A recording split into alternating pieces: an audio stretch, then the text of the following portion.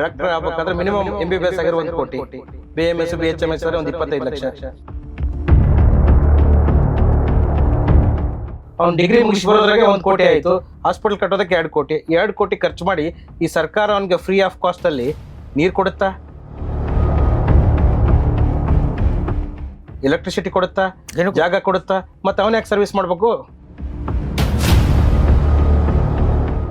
ಈ ಎಲ್ಲ ರಾಜಕಾರಣಿಗಳು ನಮ್ಮ 224 MLAಗಳು ಏನಿದ್ದಾರೆ ಅದರಲ್ಲಿ ಒಂದು ಅರ್ಧಕ್ಕರ್ಧ ಜನದ್ದು ಅವ್ರದೇ ಮೆಡಿಕಲ್ ಕಾಲೇಜಸ್. ಅವ್ರ ದುಡ್ಡು ಎಲ್ಲಿಂದ ಬಂತು? ಅದೇ ಅಲ್ವಾ ನಮ್ಮ ಟ್ಯಾಕ್ಸ್ ಪೇರ್ಸ್ ದುಡ್ಡನ್ನು ಹೊಡೆದಿರೋ ದುಡ್ಡಲ್ಲೇ ಅವ್ರು ಮೆಡಿಕಲ್ ಕಾಲೇಜಸ್ ಮಾಡಿರೋಂಥದ್ದು. ಅದರಲ್ಲಿ ನಾವು ಹೋಗಿ ಮತ್ತೆ ಕೋಟಿ ಕೋಟಿ ಕೊಡೋದು. ಮತ್ತೆ ಏನೋ ಒಬ್ಬ MBBS ಮಾಡ್ಬೇಕಾದ್ರೆ 1 ಕೋಟಿ ಅವನಿಗೆ ಪೇಮೆಂಟ್ ಶೀಟ್. ಈ MLA MP ಗಳು ಹಿಂದೆ ತಿರುಗ್ತಾರಲ್ಲ ಸರ್, ಈ ತಿರುಬಕೆಗಳ ಹಿಂದೆ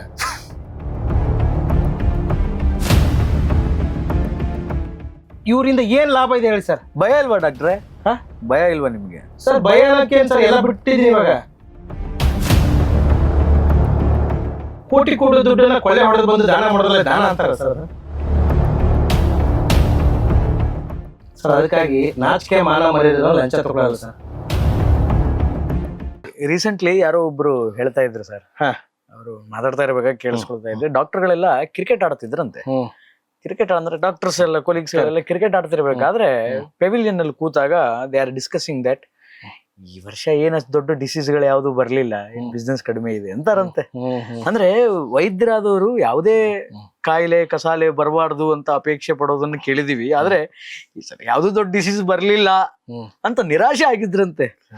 ಸೊ ಹೀಗಾಗಿ ಮನಿ ಮೇಕಿಂಗ್ ಮೆಷಿನ್ಸ್ ಆಗ್ಬಿಟ್ಟಿದ್ದಾರೆ ಡಾಕ್ಟರ್ಸ್ಗಳು. ಇಲ್ಲ, ಅದು ನಿಜವಾಗ್ಲೂ ಡಾಕ್ಟರ್ಸ್ ಮನಿ ಮೇಕಿಂಗ್ ಎಲ್ಲ ಡಾಕ್ಟರ್ಸ್ ಆಗಲ್ಲ. ಅದೇ ಕಾರಣ ಏನಂದ್ರೆ, ಒಬ್ಬ ಡಾಕ್ಟರ್ ಆಗ್ಬೇಕಾದ್ರೆ ಒಂದು MBBS ಆಗಿರ್ಲಿ, ಒಂದು BAMS ಆಗಿರ್ಲಿ, ಒಂದು BHMS ಆಗಿರ್ಲಿ, ಒಂದು BUMS ಆಗಿರ್ಲಿ, ಯಾವ್ದಾದ್ರು ಕ್ವಾಲಿಫಿಕೇಶನ್ ಇರುವಂತ ಒಂದು ಕ್ವಾಲಿಫೈಡ್ ಯೂನಿವರ್ಸಿಟಿಯಿಂದ ಡಾಕ್ಟರ್ ಆಗ್ಬೇಕಾದ್ರೆ ಮಿನಿಮಮ್ MBBS ಆಗಿರೋ 1 ಕೋಟಿ, BAMS BHMS ಆದ್ರೆ ಒಂದು 25 ಲಕ್ಷ, MBBS MDA ಮಾಡ್ಬೇಕಾದ್ರೆ 3.5 ಕೋಟಿ. ಈ ತರದನ್ನ ಖರ್ಚು ಮಾಡಿ ಬರ್ತಾನೆ ಅವನು. ಅಷ್ಟು ಖರ್ಚು ಮಾಡಿದ್ ಬಂದ್ಮೇಲೆ ಜನಕ್ಕೆ ಸೇವೆ ಮಾಡಕ್ಕೆ ಹೇಗೆ ಸಾಧ್ಯ ಆಗುತ್ತೆ ಸರ್? ಈಗ ಒಬ್ಬ ಡಾಕ್ಟರ್ ಅವನು ಕ್ಲಿನಿಕ್ ಮಾಡ್ಬೇಕು, ಅವ್ನು ಡಿಗ್ರಿ ಮುಗಿಸಿ ಬರೋದ್ರಾಗೆ 1 ಕೋಟಿ ಆಯಿತು. ಹಾಸ್ಪಿಟಲ್ ಕಟ್ಟೋದಕ್ಕೆ 2 ಕೋಟಿ. 2 ಕೋಟಿ ಖರ್ಚು ಮಾಡಿ ಈ ಸರ್ಕಾರ ಅವನಿಗೆ ಫ್ರೀ ಆಫ್ ಕಾಸ್ಟ್ ಅಲ್ಲಿ ನೀರು ಕೊಡುತ್ತಾ, ಎಲೆಕ್ಟ್ರಿಸಿಟಿ ಕೊಡುತ್ತಾ, ಜಾಗ ಕೊಡುತ್ತಾ, ಮತ್ತೆ ಅವನ ಯಾಕೆ ಸರ್ವಿಸ್ ಮಾಡ್ಬೇಕು? ಯಾಕೆ ಅಂದ್ರೆ ಅದು ದುಡ್ಡು ಯಾರಿಗೆ ಕೊಟ್ಟು ಬಂದ ಸರ್ ಅವನು? 1 ಕೋಟಿ. ಅದು ಯಾರಾದ್ರು ಮಿನಿಸ್ಟರ್ ಕಾಲೇಜ್ಗೆ. ನಾವು ನಮ್ ಇಡೀ ನಾವು ಏನಾಗಿದೆ ಅಂದ್ರೆ, ಈ ಮಿನಿಸ್ಟರ್ ಯಾರು ಸರ್? ಯಾವ್ದಾದ್ರು ಈಗ ಶಿಕ್ಷಣ ಸಚಿವ ಆಗಿರ್ಲಿ, ಅಥವಾ ಆರೋಗ್ಯ ಸಚಿವ ಆಗಿರ್ಲಿ, ಅಥವಾ ಇನ್ನು ಯಾರಾದ್ರೂ ಆಗಲಿ, ಹೋಮ್ ಮಿನಿಸ್ಟರ್ ಆಗಲಿ. ನಮ್ಮ ಹೋಮ್ ಮಿನಿಸ್ಟರ್ ಇದ್ದಾರೆ, ನಮ್ಮ ರಾಜ್ಯದ ಗೃಹ ಮಂತ್ರಿ ಹೋಮ್ ಮಿನಿಸ್ಟರ್. ಅವ್ರದ್ದು 2 ಮೆಡಿಕಲ್ ಕಾಲೇಜ್ ಇದೆ ಅಲ್ವಾ? ಈ ತರ ಈಗ ಶಾಮನೂರು ಶಿವಶಂಕರಪ್ಪ ಅವ್ರದ್ದು 3 ಮೆಡಿಕಲ್ ಕಾಲೇಜ್ ಇದೆ. MB ಪಾಟೀಲ್ 1 ಮೆಡಿಕಲ್ ಕಾಲೇಜ್ ಇದೆ. ಅಲ್ಲ ಬೇರೆ ಅವ್ರು ಬಿಡಿ, ಇನ್ನ ಬೇರೆ ಬೇರೆದವ್ರು ಇದ್ದಾರೆ. ಈ ಎಲ್ಲಾ ರಾಜಕಾರಣಿಗಳು ನಮ್ಮ 224 MLAಗಳು ಏನಿದ್ದಾರೆ ಅದರಲ್ಲಿ ಒಂದು ಅರ್ಧಕ್ಕರ್ಧ ಜನದ್ದು ಅವ್ರದೇ ಮೆಡಿಕಲ್ ಕಾಲೇಜಸ್. ಅವ್ರ ದುಡ್ಡು ಎಲ್ಲಿಂದ ಬಂತು? ಅದೇ ಅಲ್ವಾ ನಮ್ಮ ಟ್ಯಾಕ್ಸ್ ಪೇರ್ಸ್ ದುಡ್ಡನ್ನು ಹೊಡೆದಿರೋ ದುಡ್ಡಲ್ಲೇ ಅವ್ರು ಮೆಡಿಕಲ್ ಕಾಲೇಜಸ್ ಮಾಡಿರೋಂಥದ್ದು. ಅದರಲ್ಲಿ ನಾವು ಹೋಗಿ ಮತ್ತೆ ಕೋಟಿ ಕೋಟಿ ಕೊಡೋದು. ಮತ್ತೆ ಏನೋ ಒಬ್ಬ MBBS ಮಾಡ್ಬೇಕಾದ್ರೆ 1 ಕೋಟಿ ಅವನಿಗೆ ಪೇಮೆಂಟ್ ಶೀಟು, ಮತ್ತೆ PG ಸೀಟ್ ಸಿಗ್ಬೇಕಾದ್ರೆ 3.5 ಕೋಟಿ. ಅಂದ್ರೆ ಇಲ್ಲಿದ್ದ ದುಡ್ಡನ್ನ ಲೂಟಿ ಮಾಡೋದು, ಅಲ್ಲಿ ಮಾಡೋದು. ಏನ್ ಮಾಡ್ತಾರೆ ಹೇಳಿ ಅವರು? ಇದೇ ಮಾಡೋಂಥದ್ದು. ಈಗ ನೋಡಿ, ಗೌರ್ಮೆಂಟ್ ಮೆಡಿಕಲ್ ಕಾಲೇಜ್ ಬಿಜಾಪುರದಲ್ಲಿ ಸಾಕಷ್ಟು ಗಲಾಟೆ ಆದ್ಮೇಲೆ ಒಂದು ಗೌರ್ಮೆಂಟ್ ಮೆಡಿಕಲ್ ಕಾಲೇಜನ್ನ ಈಗ ಮೊನ್ನೆ ಸಿದ್ದರಾಮಯ್ಯನವರು ಒಂದು 15 ದಿನದಿಂದ ಘೋಷಣೆ ಮಾಡಿದ್ರು. ಅಲ್ಲಿ ಹೋರಾಟ ಮಾಡಿ 14 ದಿನ ಜೈಲು ವಾಸ ಅನುಭವಿಸಿದ್ರು. ಯಾರು? ಅಲ್ಲಿರುವಂತ ಹೋರಾಟಗಾರರು, ವಿಜಯಪುರದಲ್ಲಿರುವಂತವ್ರು. ಒಂದು ಸರ್ಕಾರಿ ಮೆಡಿಕಲ್ ಕಾಲೇಜ್ ಆಗಿಲ್ಲ, 70 ವರ್ಷ ಆಗಿದ್ರು. ಜಿಲ್ಲೆಗೂ ಒಂದು ಸರ್ಕಾರಿ ಮೆಡಿಕಲ್ ಕಾಲೇಜ್ ಇರ್ಬೇಕಾಗಿರೋಂಥದ್ದು. ಕಾರಣ ಇಷ್ಟೇ ಸರ್, ಇದು ಎಲ್ಲದಕ್ಕೂ ಲಿಂಕ್ ಇದೆ. ಪ್ರತಿ ವರ್ಷ 24 ಲಕ್ಷ ಜನ ಗುಣಮುಖವಾಗುವ ಕಾಯಿಲೆ ಸತ್ತೋಗ್ತಾರೆ ಜನ. ಅಂದ್ರೆ ಅಂಡರ್ ಟ್ರೀಟೇಬಲ್ ಕಂಡೀಷನ್. 24 ಲಕ್ಷ ಜನ ಅಂದ್ರೆ ತಿಂಗಳಿಗೆ, ವರ್ಷಕ್ಕೆ ಬರೀ ಗುಣಮುಖವಾಗುವ ಕಾಯಿಲೆಯಿಂದ ವಾಸಿ ಆಗುವ ಅಂಡರ್ ಟ್ರೀಟೇಬಲ್ ಕಂಡೀಷನ್. ಇನ್ನು ಗುಣಮುಖ ಆಗದೆ ಇರುವಂತ ಕಾಯಿಲೆಗಳು ಎಷ್ಟು ಜನ ಸಾಯ್ತಾರೆ ಸರ್? ಇದೆಲ್ಲದಕ್ಕೂ ಕಾರಣ ನಮ್ಮ ರಾಜಕಾರಣಿಗಳು. ನಮ್ಮ ಹೆಲ್ತ್ ಕೇರ್ ಇದೆ ಅಲ್ಲ ಸರ್, ಹೆಲ್ತ್ ಕೇರ್ಗೆ ನಿಮ್ಗೆ ಗೊತ್ತಿದೆ, health care should be service ಅಂತ ನಾನು ಹೇಳಿದೆ. ಹೆಲ್ತ್ ಕೇರ್ಗೆ ನಾವು ಎಷ್ಟು ಸ್ಪೆಂಡ್ ಮಾಡ್ತಾ ಇದೀವಿ? 1.2% of our GDP spending on health care. Minimum 6% GDP. Total state GDP. ಇದು central GDP. Okay. 1.2%. Minimum 3% or 6% of our GDP spent on health care. World health organisation ಪ್ರಕಾರ, ವಿಶ್ವ ಆರೋಗ್ಯ ಸಂಸ್ಥೆಯ ಪ್ರಕಾರ 6% ನ ಮಾಡ್ಬೇಕು. 1.2%ಗೆ ಒಂದು ಪೇಷಂಟ್ಗೆ 100 ರೂಪಾಯಿದಲ್ಲಿ 100 ಪೇಷಂಟ್ ನೋಡಿದ್ರೆ ಹೆಂಗಾಗುತ್ತೆ? ಒಂದು ಪೇಷಂಟ್ಗೆ 100 ರೂಪಾಯಿ ಕೊಟ್ರೆ ಒಂದು ಪೇಷಂಟ್ ನೋಡ್ಬೋದು. ಅವ್ರು ಹೀಗೆ ಮಾಡ್ತಾರಂಥದ್ದು. ತುಂಬಾ ಅಂದ್ರೆ ಡಿಫೆನ್ಸ್ಗೆ ನಾವು 6% our GDP spending on defence. ಅಂದ್ರೆ ಈಗ ಯಾರೋ ಪಾಕಿಸ್ತಾನಗೂ ಅಫ್ಘಾನಿಸ್ತಾನ ಬೇರೆ ಬೇರೆ ದೇಶದವರು ನಮ್ಮ ದೇಶದ ಮೇಲೆ ಅಟ್ಯಾಕ್ ಆಗಿ ನಾವು ನಮ್ಮ ದೇಶ ಉಳಿಸ್ಕೊಳ್ಳೋದಕ್ಕೆ ಮಾಡ್ತಾ ಇರ್ತೀವಿ. ಅಲ್ಲಿ ಏನಾಗುತ್ತೆ, ಪಾಕಿಸ್ತಾನದವ್ರು ಯಾರಾದ್ರೂ ಪಾಪಿಗಳು ಬಂದು ಬಾಂಬ್ ಹಾಕಿದ್ರೆ ಪಾಕಿಸ್ತಾನದವ್ರು ಹಾಕಿದ್ರು ಸತ್ತು ಹೋದ್ರು ಅಂತ ಆಗುತ್ತೆ. ಇಲ್ಲಿ ಆರೋಗ್ಯ ಸೇವೆ ಸಿಗದೆ ಸತ್ರೆ ಅದಕ್ಕೆ ಯಾರು ಹೊಣೆ? ಇಲ್ಲಿರುವಂತ ಆರೋಗ್ಯ ಮಂತ್ರಿನ, ರಾಜ್ಯದ ಆರೋಗ್ಯ ಮಂತ್ರಿನ, ದೇಶದ ಆರೋಗ್ಯ ಮಂತ್ರಿನ, ಈ ರಾಜ್ಯದ ಮುಖ್ಯಮಂತ್ರಿನ, ದೇಶದ ಪ್ರಧಾನ ಮಂತ್ರಿನ, ಯಾರು ರೆಸ್ಪಾನ್ಸಿಬಲ್ ಸರ್? ದಿನ ಸಾಯ್ತಾರಲ್ಲ, ಅದು ಸಾವು, ಅದು ಕೊಲೆ. ಅದೇಂದ್ರೆ ಪಾಕಿಸ್ತಾನ ಹಾಕಿದಿರಿ, ಈ ಸಾವಿಗೆ ಯಾರು ಹೊಣೆ ಸರ್? ಈ ಕೊಲೆಗೆ ಯಾರು ಹೊಣೆ? ಇದು ಸರ್ಕಾರಿ ಪ್ರಾಯೋಜಿತ ಕೊಲೆ. ಇದು ಯಾರಾದ್ರೂ ಆರೋಗ್ಯ ಸೇವೆ ಸಿಗದೆ ಸತ್ರೆ ಅದು ಕೊಲೆನೇ ಅಲ್ವಾ ಅದು? ಮತ್ತೆ ಈ ದೇಶದ ನಾಗರಿಕನಾಗಿ ಅವ್ರಿಗೆ ಹಕ್ಕಿಲ್ವಾ ಅವ್ರಿಗೆ? ಈಗ ಲಂಡನ್ ಇದೆ ನೋಡಿ ಸರ್, ಬೇರೆ ಬೇರೆ ಜನಗಳಿಗೆ ಯಾಕೆ ಗೊತ್ತಾಗ್ತಾ ಇಲ್ಲ ಅಂತ ಸರ್? ಜನಕ್ಕೆ ಎಲ್ಲ ಗೊತ್ತಿದೆ ಸರ್. ಜನ ಪಾಪ ಪರಿಸ್ಥಿತಿ ಏನಾಗಿದೆ ಅಂದ್ರೆ 9 to 5 ಜಾಬ್ಗೆ ಹೋಗ್ಬೇಕು ಸರ್. 9 ರಿಂದ 5 ಗಂಟೆ ಕೆಲ್ಸಕ್ಕೆ ಹೋಗ್ಬೇಕು. ಹೆಂಡತಿ ಮಕ್ಕಳು ಸಂಸಾರ ಜೀವನ ಇದರಲ್ಲೇನೆ ಅವ್ರು ಸತ್ತೋಗ್ಬಿಡ್ತಾರೆ. ಜೀವನ ಟ್ರ್ಯಾಪ್ ಆಗಿಬಿಟ್ಟಿರುತ್ತೆ ಸರ್. ಅವ್ರು ಟ್ರ್ಯಾಪ್ ಮಾಡಿರೋಂಥದ್ದು. ಈಗ ಇಲೆಕ್ಷನ್ ಟೈಮಲ್ಲಿ ಬರ್ತಾರೆ. ನಾನು ಇಲೆಕ್ಷನ್ಗೆ ಹೋದಾಗ 500 ರೂಪಾಯಿ 1000 ರೂಪಾಯಿ ಕೊಡೋದು. ಇಲ್ಲ ಕುಕ್ಕರು, ಇಲ್ಲ ಲಿಕ್ಕರು, ಇಲ್ಲ ನಿಕ್ಕರು. ಲಾಸ್ಟಿಗೆ ಈ ನಿಕ್ಕರ್ ಮೇಲೆ ನಿಲ್ಲಿಸ್ಬಿಟ್ಟಿದ್ದಾರೆ ಜನರನ್ನ. ಆ ಸ್ಥಿತಿಗಿದೆ. ಹೌದು ಸರ್, ಇದು ವಾಸ್ತವ ಸರ್. ಈ 3 ಪಾರ್ಟಿಗಳು ಇದಲ್ಲ ಸರ್, JCB ಅಂತಾರೆ. JDS, Congress, BJP. 3 JCB ಅಂದ್ರೆ ಬಗಿತಾ ಇದ್ದಾರೆ. ಬಗ್ದು ಕೋಟ್ಯಾಂತರ ರೂಪಾಯಿ ದುಡ್ಡು ಮಾಡ್ಕೊಂಡು ಎಲೆಕ್ಷನ್ ಟೈಮಲ್ಲಿ ಖರ್ಚು ಮಾಡಿ ಜನಕ್ಕೆ ಏನಿಲ್ಲ 500 ರೂಪಾಯಿ ಕೊಟ್ರೆ ಬರ್ತಾರೆ. ಜನ ನಿಮ್ಮನ್ನ ದುಡ್ಡು ಕೇಳಿದ್ರ ಪ್ರಚಾರದಲ್ಲಿ? ತುಂಬಾ ಜನ ಸರ್.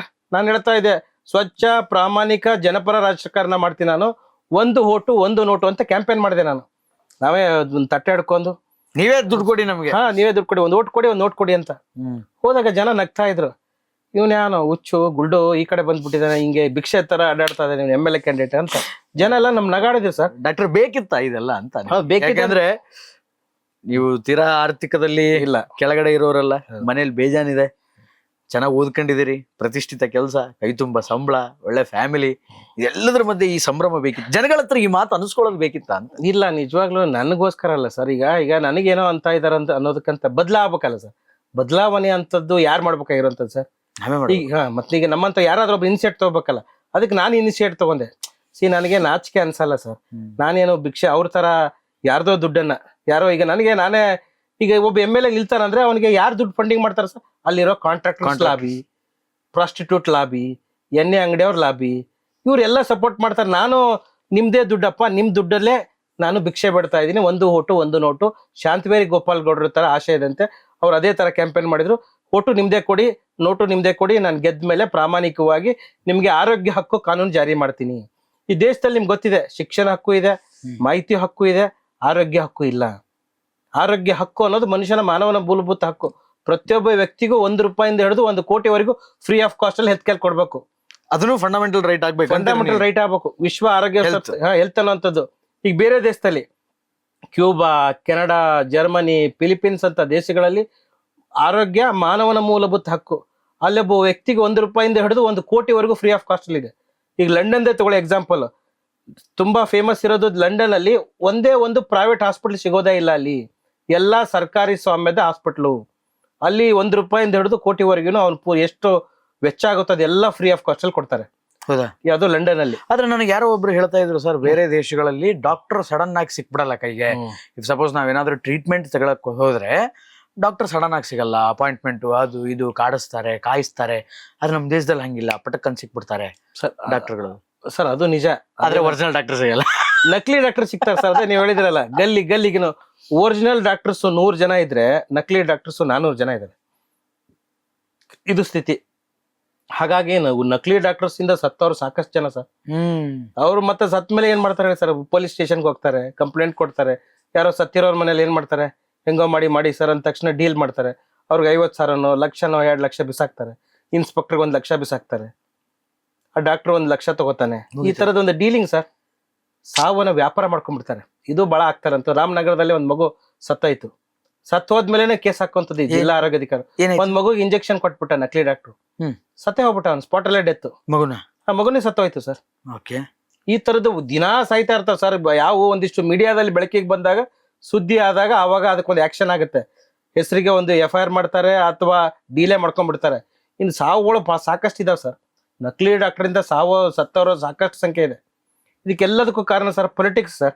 ನಾನು ಯಾಕೆ ರಾಜಕಾರಣ ಮಾಡೋದಕ್ಕೆ ಬಂದೆ ಅಂದ್ರೆ, ಈಗ ನನ್ನಂತವ್ನು ಎಜುಕೇಟೆಡ್ ಆಗಿರೋನು, ಬುದ್ಧಿ ಇರೋನು, ಗೊತ್ತಿರೋನು, ತಿಳಿದವನೇ ಪ್ರಶ್ನೆ ಮಾಡದೆ ಇನ್ ಯಾವ್ದಾದ್ರು ಬಂದ್ ಮಾಡಕ್ ಸಾಧ್ಯ ಇದೆಯಾ ಸರ್? ಅದು ನಮ್ಗೆ ಹುಚ್ಚ ಅಂತಾರೆ, ಅವ್ನು ಸರಿ ಇಲ್ಲ, ಬುದ್ಧಿ ಇಲ್ಲ, ಅವನ್ಗೆ ಎಲ್ಲ ಇದೆ, ಆರ್ಥಿಕವಾಗಿ ಶ್ರೀಮಂತವಾಗಿದ್ದಾನೆ, ಹೆಸರಿದೆ, ಯಾಕೆ ಬೇಕು ಇವನ್ಗೆ ಅಂತ ಕೇಳ್ತಾರೆ ನನ್ನ. ಅಂದ್ರೆ ಪ್ರಶ್ನೆ ಮಾಡೋನ್ ಯಾಕೆ ಬೇಕು ಅಂತ, ಅಂದ್ರೆ ಅವ್ರು ಗುಲಾಮ್ ಕ್ವಶನ್ ಮಾಡಬಾರ್ದು, ಪ್ರಶ್ನೆನೇ ಮಾಡಬಾರ್ದು. ನೀವೇನಂತೀರ ಎಲ್ಲ ಜೈ. ಹಾ ಸರಿ ಸರ್, ಎಲ್ಲ ಸರಿ ಸರ್. ಈ ತರದನ್ನ ಅಂದ್ರೆ ಜನ ಏನಾಗ್ಬಿಟ್ಟಿದ್ದಾರೆ, ಜನ ಬುದ್ಧಿವಂತರು ಸರ್, ಆದ್ರೆ ದಡ್ರು ಬೇರೆದ್ರ ಬಗ್ಗೆ. ದೊಡ್ಡರು. ಹಾ, ಬುದ್ಧಿವಂತ ದಡ್ರು ಅವರು. ಈಗ ಅವ್ರಿಗೆ ಏನಿದೆ ಸರ್ ಹೇಳಿ?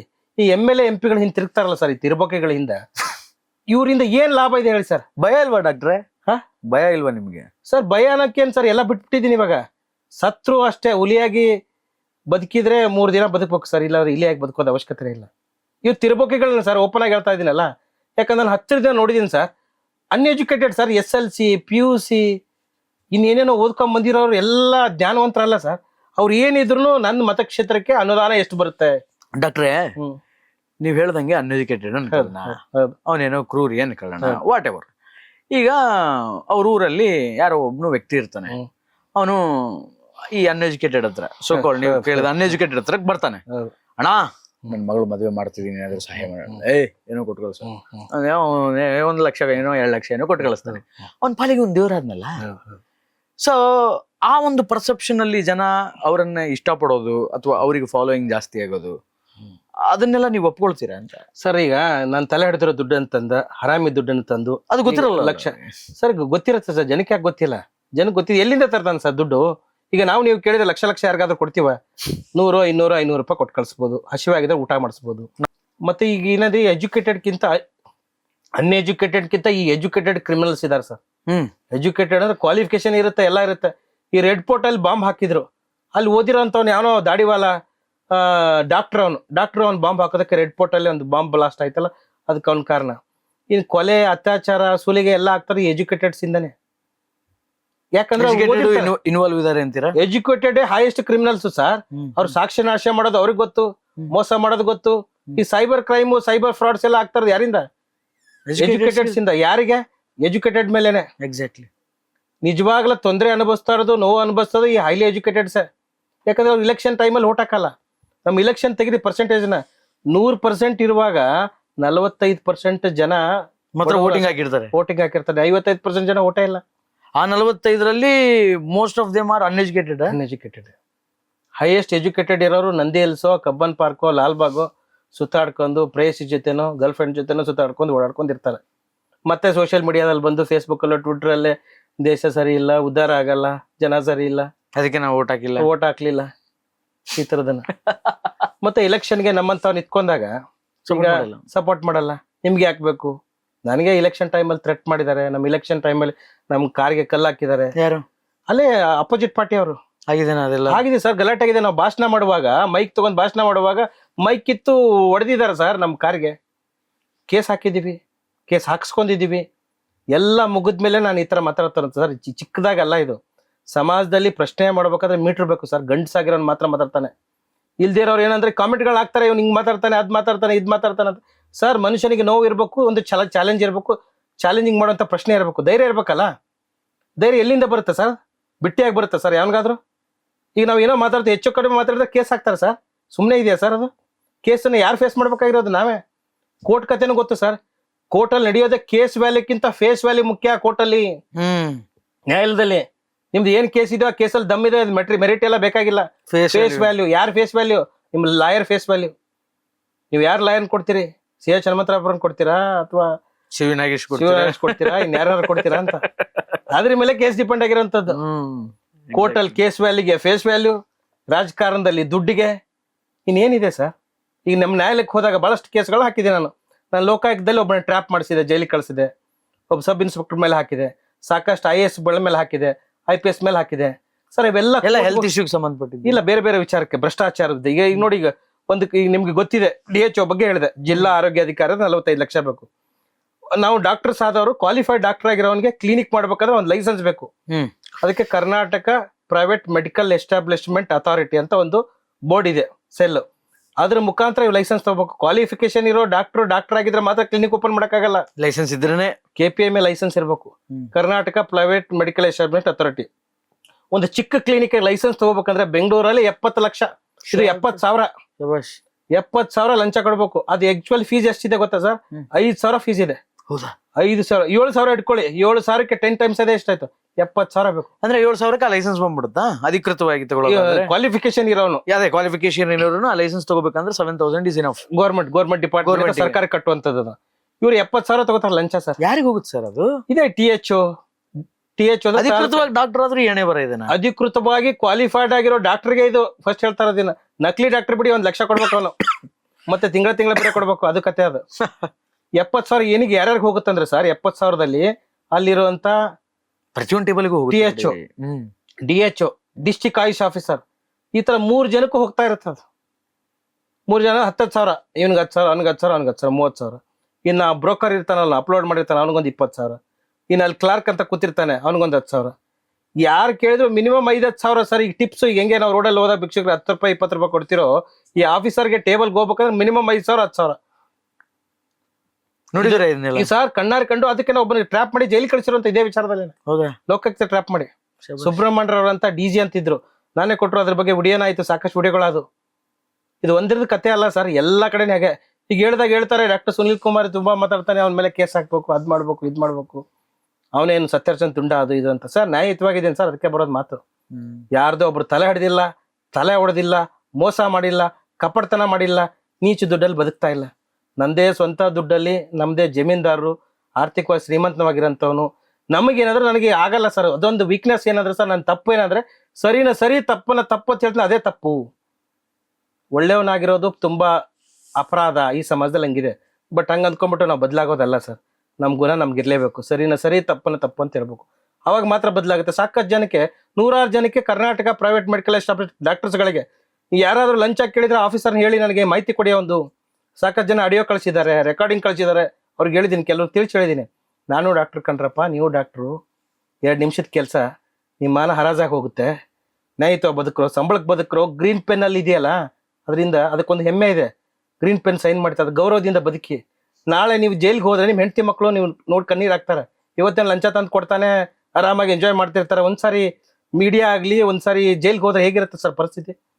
ಅಲ್ಲಿ ಬ್ಲಾಕಿಂಗ್ ಅಲ್ಲಿ ಸೈನ್ ಹಾಕ್ಬೇಕಾಗುತ್ತೆ. ಇನ್ನೇನಾಗುತ್ತೆ? ಬ್ಲಾಕಿಂಗ್ ಸೈನ್ ಆಗ್ಬೇಕು, ಗ್ರೀನಿಂಗ್ ಟು ಬ್ಲಾಕಿಂಗ್ ಶಿಫ್ಟ್ ಆಗ್ಬೇಕಾಗುತ್ತೆ ಸರ್. ಅದಕ್ಕಾಗಿ ನಾಚಿಕೆ ಮಾನ ಮರ್ಯಾದೆದವನು ಲಂಚ ತಗೊಳ್ಳಲ್ಲ ಸರ್. ಸರ್ಕಾರಿ ಅಧಿಕಾರಿಗಳು ಬಹಳಷ್ಟು ಸರ್ ಏನ್ ಗೊತ್ತಾ ಸರ್, ಲಂಚ ಅಂದ್ರೆ ಲಂಚ ನನ್ನ ಹಕ್ಕು, ಸಂಬಳ ನನ್ನ ಹಕ್ಕು, ಅಂದ್ರೆ ಗಿಂಬಳ ನನ್ನ ತಾಕತ್ತು, ಕೆಲಸ ನನ್ನ ಮರ್ಜಿ ಅಂತ ಹೇಳ್ತಾರೆ ಸರ್. ಈ ಬಹಳಷ್ಟು ಅಧಿಕಾರಿಗಳು ನೋಡಿ, 90% ನೀವು ಯಾವ್ದಾದ್ರು ಆಫೀಸ್ಗೆ ಹೋಗಿ ಸರ್, ನಿಮ್ಗೂ ಅನುಭವ ಇರುತ್ತೆ, ಎಲ್ರಿಗೂ ಗೊತ್ತಿರೋಂಥದ್ದೇ.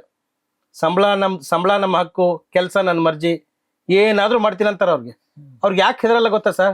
ಲೋಕಾಯುಕ್ತಕ್ಕೆ ಹೋದ್ರೆ ಲೋಕಾಯುಕ್ತದಲ್ಲರೂ ಒಂದಿಷ್ಟು ಇನ್ಫಾರ್ಮೇಶನ್ ಲೀಕ್ ಮಾಡ್ತಾರೆ, ಕೆಲವನ್ನ ಟ್ರ್ಯಾಪ್ ಮಾಡ್ತಾರೆ, ಇನ್ ಕೆಲವನ್ನ ಇನ್ಫಾರ್ಮೇಶನ್ ಫೋನ್ ಮಾಡ್ಬಿಡ್ತಾರೆ. ಈ ತರದ ನಾವು ಲೋಕಾಯುಕ್ತ ಕೇಸ್ಗೆ ಹೋದಾಗ 4 ಕೇಸಲ್ಲಿ 3 ಕೇಸು ಟ್ರ್ಯಾಪ್ ಆಗೋದೇ ನಿಂತು ಹೋಗಿದ್ದಾವೆ, ಇನ್ನು 2 ಕೇಸಲ್ಲಿ ಸಕ್ಸಸ್ ಆಗಿದೆ. ಹಾಗಾಗ್ಬಿಟ್ರೆ ಲೋಕಾಯುಕ್ತದಲ್ಲಿರೋ ಎಲ್ಲರೂ ಹಾಗೆ ಇದಾರಂತಲ್ಲ. ಕೆಲವು ಟೈಮ್ ಅಲ್ಲಿ ಹಂಗಾಗುತ್ತೆ, ಕೆಲವ್ರು ಇರ್ತಾರೆ, ಲೂಪಲ್ಸ್ ಇರುತ್ತೆ ಸಿಸ್ಟಮ್ ಅಲ್ಲಿ. ಒಂದು ಪ್ಲಾನ್ ಮಾಡಿರುವಾಗ ಯಾರೋ ಒಬ್ಬನ ಇನ್ಫಾರ್ಮೇಶನ್ ಲೀಕ್ ಮಾಡಿದಾಗ ಆಟೋಮೆಟಿಕ್ಲಿ ಅದು ಟ್ರ್ಯಾಪ್ ಫೇಲ್ ಆಗುತ್ತೆ. ಹಾಗಾಗಿ ಹೇಳ್ತಾರಂತ. ಇವತ್ತಿನ ಯಾರು DG ಸುಬ್ರಹ್ಮಣ್ಯ ರಾವ್ ಅಂತಿದ್ದಾರೆ, ಮತ್ತೆ SP ವಂಶಿ ಕೃಷ್ಣ ಅಂತಿದ್ದಾರೆ, ಆಮೇಲೆ DYSP ಮಗ್ದೂಮ್ ಅಂತಿದ್ದಾರೆ. ಇವ್ರು ಸಾಕಷ್ಟು ಪ್ರಾಮಾಣಿಕರು. ಯಾವ್ದಾದ್ರು ಇನ್ಫಾರ್ಮೇಶನ್ ತಂದು ಕೊಟ್ರೆ ಅವ್ರಿಗೆ ಟ್ರಾಫಿಕ್ ಇದ್ರೆ 101% ಬಲೆಗೆ ಬಿದ್ರೆ ಸರ್ ಅವ್ರು ಜೈಲ್ ಗ್ಯಾರಂಟಿನೇ, ಮಿಸ್ಸೇ ಮಾಡೋದಿಲ್ಲ.